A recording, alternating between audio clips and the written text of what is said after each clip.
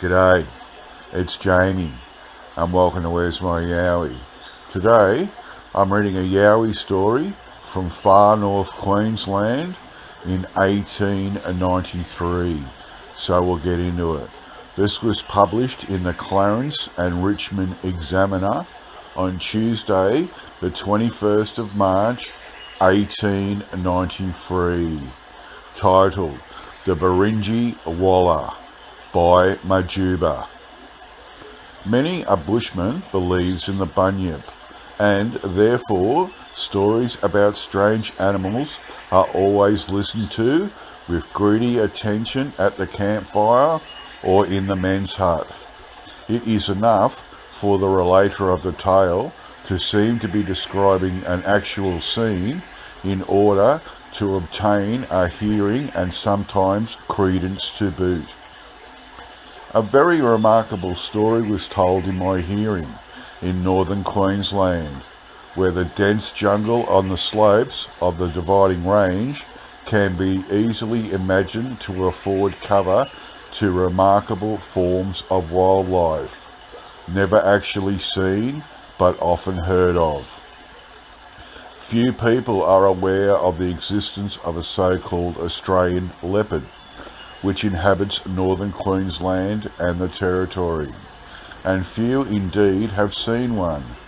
Often as I have traversed through the rough and mountainous country of the north, I have never yet got sight of one, although I have heard his shrill, snarling cry or seen his fresh tracks in the moist soil of some deep mountain gully. The natives have always been in great dread of some monster which they call Birinji Wallah and describe as a wild man covered with dark coarse hair and possessing strength of a gorilla. In the jungles where the natives are treacherous, every aggressive act or mysterious sound is put down to the Aborigines, and as the prospectors generally go in parties, any animal which wishes to avoid them can easily do so in the gloomy forest. Towards the close of the Palmer Rush, I was prospecting with a party in the rough mountain country to the north of the Broome River. We had fixed a temporary camp on a lightly wooded flat and were trying the sandy gullies, which were rich in gold, and as water was plentiful, easily worked. For the week we had been there, we averaged an ounce a day per man. As we had a good supply of rations and the fever kept away, we were all in excellent spirits. Supper was over and we were smoking and yarning. It was light enough to see everything plainly. Presently we were startled by an exclamation from one of our party, who was on his feet looking towards the jungle. "What have we got here?" he cried. "Not an Aborigine, surely?" Running towards the camp from this scrub came an unkempt figure, hatless and with a few rags of clothing hanging from his body in strips. As he approached, we could see he was a white man, but so dirty and sunburnt that he might easily have been taken for an Aborigine.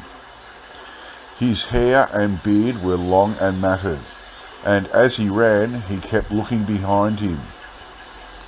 When within 20 yards of the camp, he fell forward and lay clutching at the grass. When we raised him up, we found he was in a fit of some sort.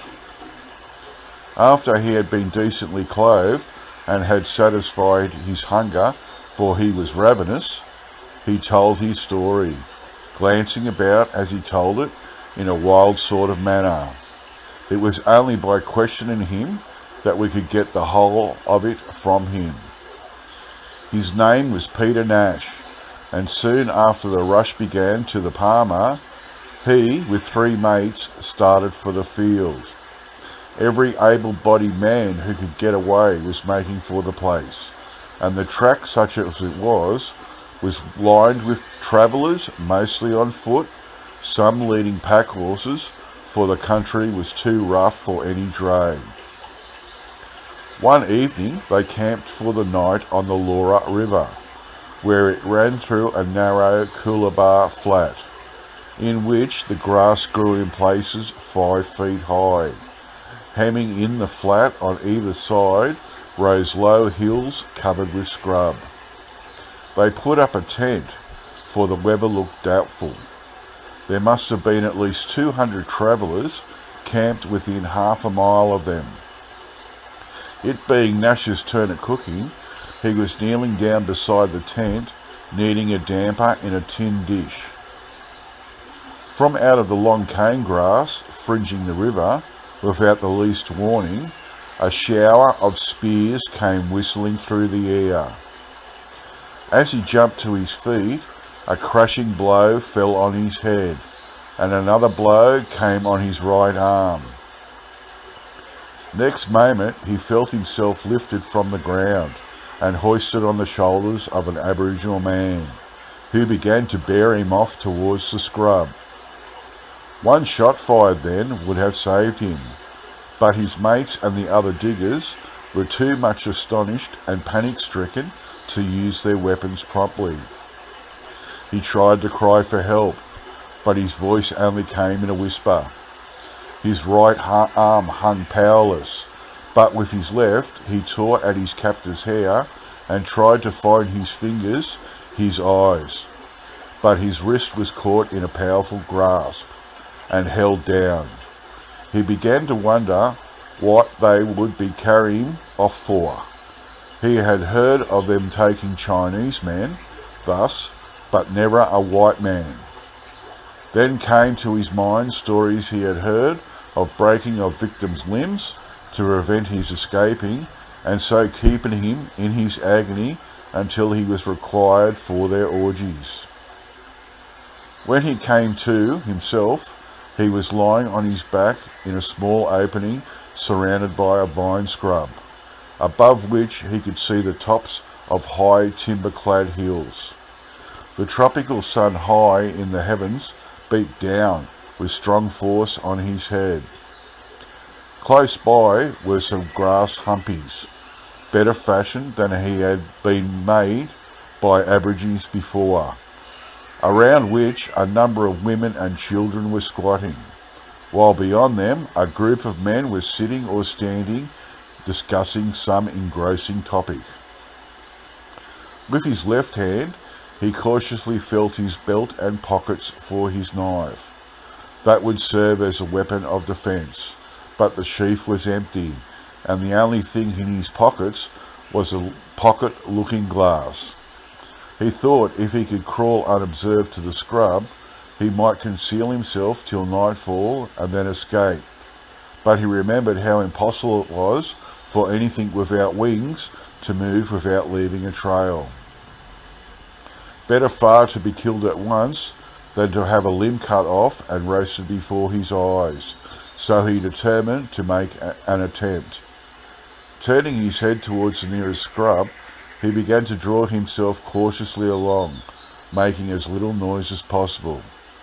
He had half crossed the space between him and the scrub when he heard an exclamation from one of the women, and turning his head cautiously, looked around. A tall man was bounding towards him, with a heavy nulla in his hand. Rising unsteadily to his feet, for his head was still giddy, Nash caught a rapid glance around for some weapon, but seeing none, drew the looking glass from his pocket and brandishing it aloft. The flash scared the man, who covered his eyes with his hands, crying, "Akala, Akala, lightning, lightning." The other Aborigines gathered round him and carried him back, talking and gesticulating excitedly. Now would have been Nash's chance to escape, but the effort had exhausted him and he fell half fainting. He could hear loud and excited talking going on, and presently 2 women came and carried him to a humpy, apart from the rest, and retiring, returned with a native basket filled with a red plum-like fruit and a bark cooler full of water. Placing these beside him, they left. Evidently, the Aborigines had come to the conclusion that he possessed supernatural powers. Water was what he stood most in need of, and seizing the cooler he took a long drink. Then, having eaten some of the fruit, he lay down and was soon asleep. How long he slept he knew not, but he awoke to find the two women near, and they gave him the understanding by signs that they wished to dress his arm. To his joy he found it was not broken, but the muscles and sinews were being so badly bruised as to render it useless for the present. Producing something that looked like leaves pounded to a pulp in a bark bowl, they dressed it and then bound it up with leaves and fibre.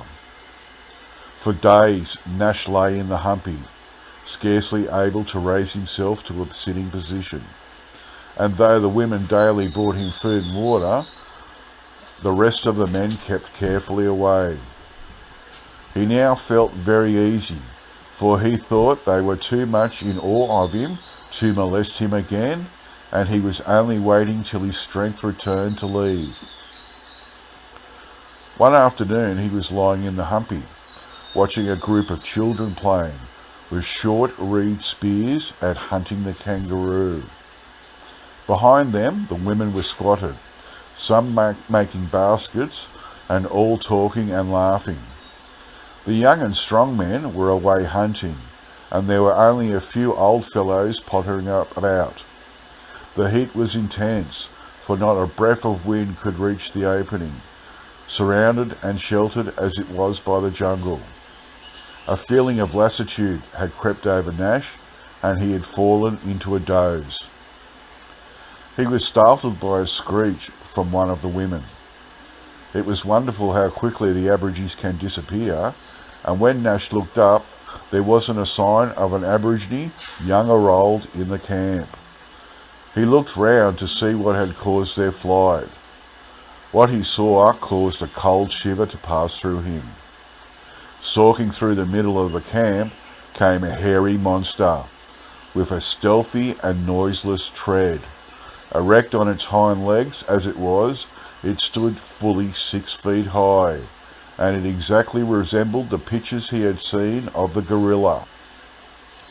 The beast glared round the empty camp, and then sent forth a roar which seemed to shake the ground.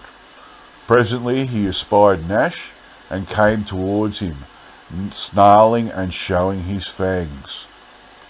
A cold sweat came over Nash, who was petrified with terror.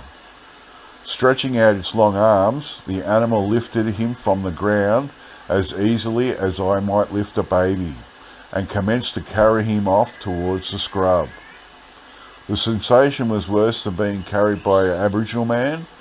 Once he tried to free himself, but the grip he got forced him to desist, and he went off into a swoon.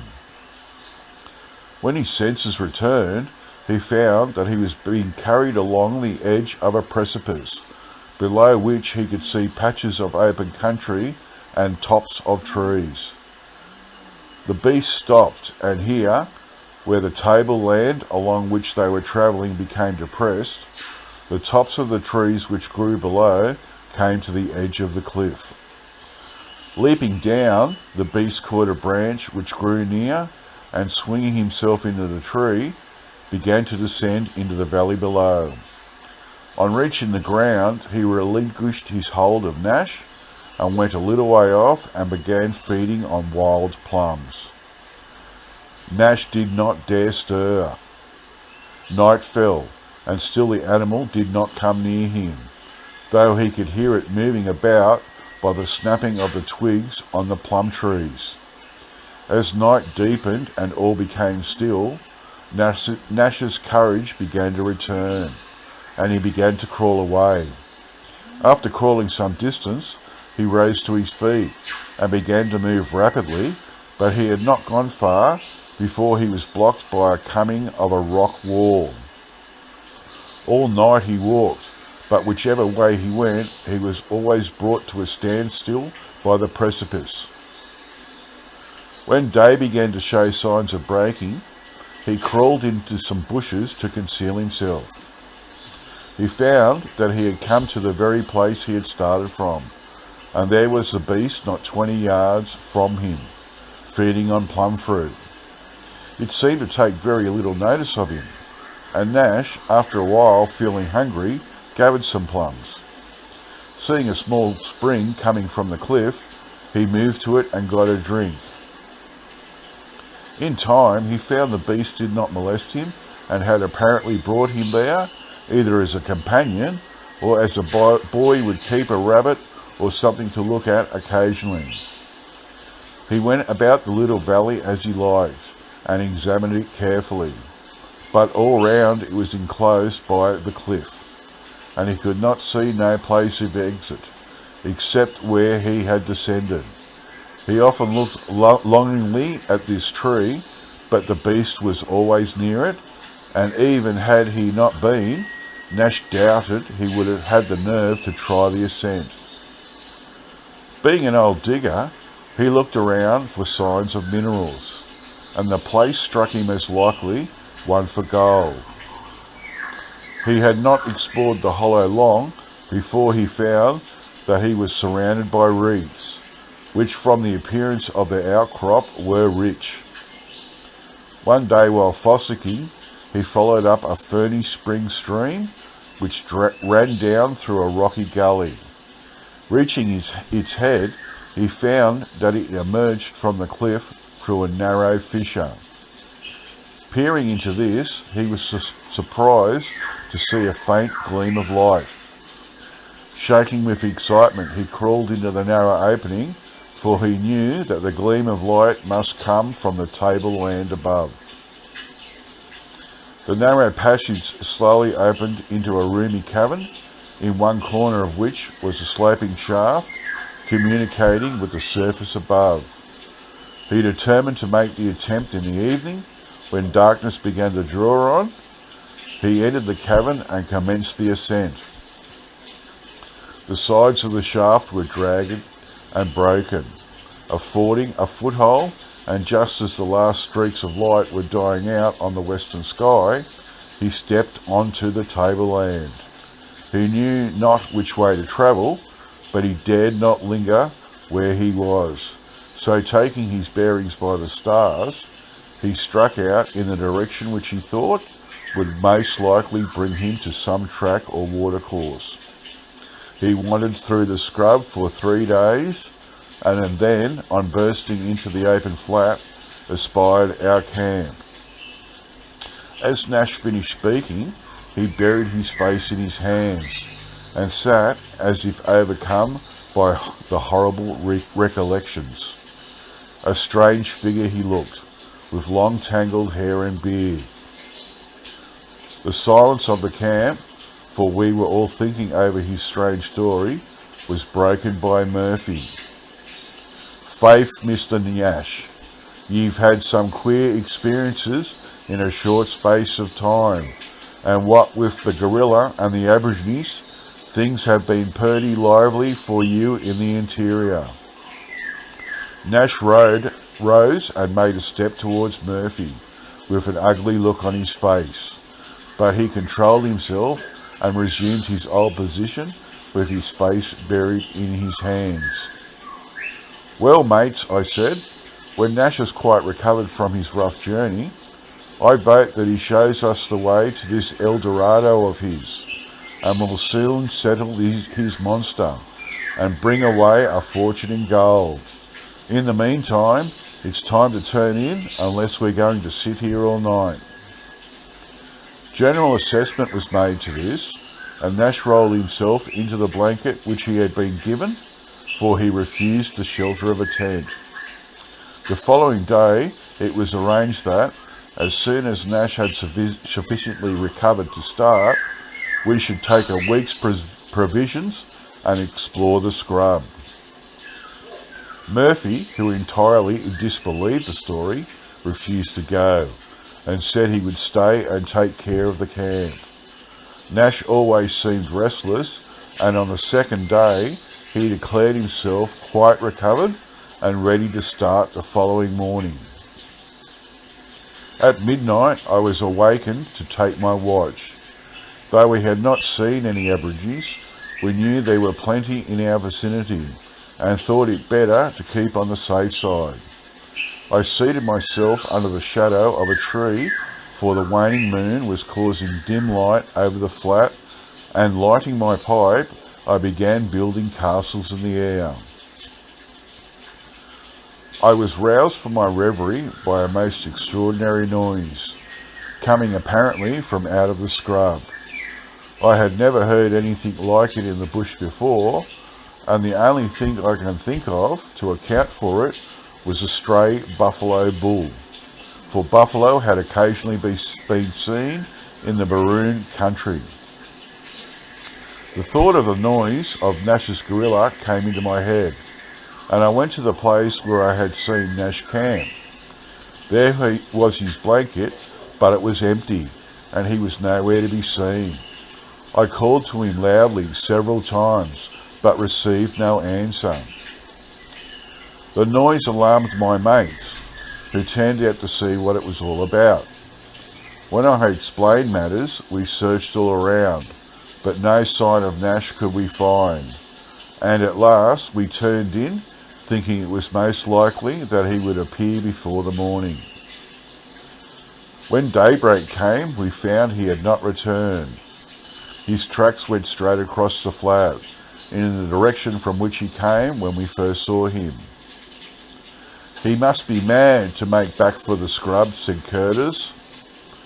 "Mad indeed," said Murphy, "and I believe we're all mad to believe his yarns."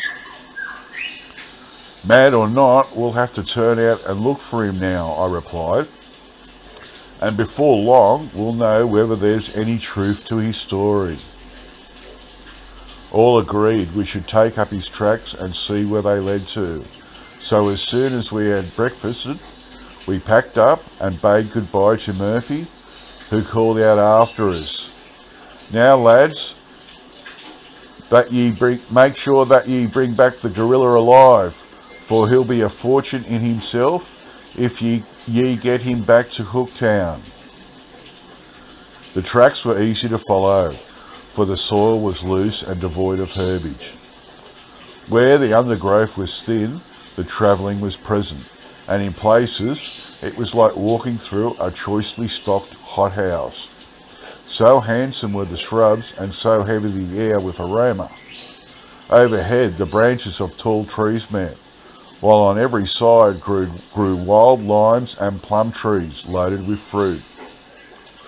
We had followed the track for about a mile until we reached a big tree, which spread its branches within 9 feet of the ground. There the tracks came to an end, and although we searched carefully around, we could find no trace of their continuing. We searched the scrub in various directions for days, trying every likely place, often having to cut our way through the vines with our tomahawks. But it was all in vain, and we had no course left but to make back for the camp without having seen either the missing man or the wonderful hollow. Jaded and footsore, we reached the little flat. No gleam of white canvas greeted our eyes. Wondering and alarmed, we hurried forward. The Aborigines had been there. Murphy's remains, with the head severed from the body, lay in the centre of the wrecked camp, and the rations scattered all over the ground. We found flour, enough to make some bread, but no more, so we had to give up all idea of wreaking vengeance on the Aborigines for the time, and made for the nearest settlement. Sadly, we buried poor Murphy, and then set out for Cooktown, whence we intended to return, fully rationed and equipped to punish the murderers and prospect the country. But fever appeared amongst our party, and it was with difficulty some of us managed to reach the coast. An unusually severe wet season setting in soon afterwards, the project was abandoned, and when we again tried to gather the party, I found that ill health and departures to distant parts of the colony precluded all possibility of reorganising it. The almost inaccessible country on the upper Baroom has never been properly explored, but a party is now being organised for that purpose in Cooktown. Should they fall across Nash's hidden valley, they may be enabled to prove that there exists in the rough mountain fastness the Birinji Wallah, or find the poor wanderer who gave us such a surprise visit. The end. Well, that's a really amazing story. I honestly don't know whether this is fact or fiction. I'm assuming it's a fiction, but what gets me is, and this is what I'm unsure about, it's set on the Laura River in North Queensland, and virtually where they're saying it's set, it's one of the oldest Quincan rock art sites in Australia, and most prominent rock art sites. And if you don't know, Quincans is another name for Yowies, and it's an Aboriginal spirit they say of. So it's really strange that like this story was set right where this Quincan rock art is, where they've seen the Yowie, and like white man never discovered the rock art until the 1960s. So it's really strange. So I still don't know whether this is true or not. But as they say, never let the truth get in the way of a good story. Okay, that's it from me. I'll say goodbye to you and see you all next time. Bye.